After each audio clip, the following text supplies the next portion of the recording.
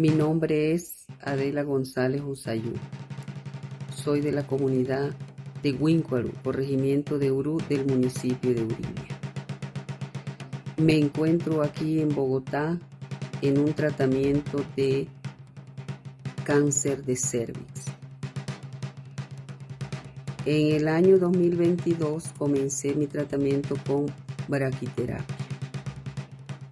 En febrero del 2023 tuve una recaída y comencé en el mes de abril con quimioterapia hasta el mes de agosto.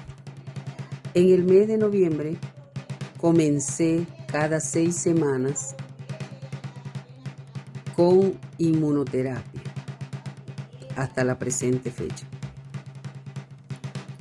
El aporte de la EPS ANAS Wayuu ha sido muy satisfactorio para el avance de mis tratamientos para mi pronta recuperación.